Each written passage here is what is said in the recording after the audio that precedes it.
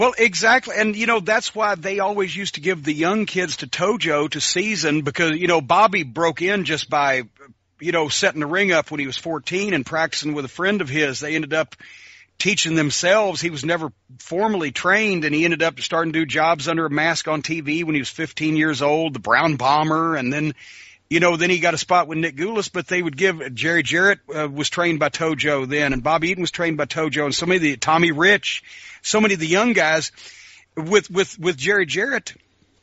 He would ride with Tojo, and Tojo would grab Jerry's ear and fucking crank down on the earlobe, and Really? Jerry would go, "Oh my God!" And he would see your face, look in the mirror, see your face. Now you make that face no pain, you sell. Right? That was, then he would break it down, like you said, to the simplest of terms.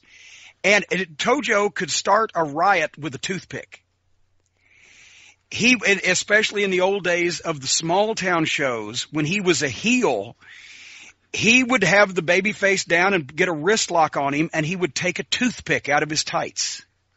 And the referee, of course, couldn't see it because it was behind the, he was using his body to block it, right? Behind the referee's back. He would take the toothpick and he would be starting to dig under the babyface's fingernail, and the babyface would sell and scream, and then he'd put the toothpick back and he'd take it out again and he'd do it again. And after about a few minutes of this, people would be climbing over the rail to get this no good, evil Japanese son of a bitch to stop using this toothpick on the babyface's fingernails. And he was such a master of psychology.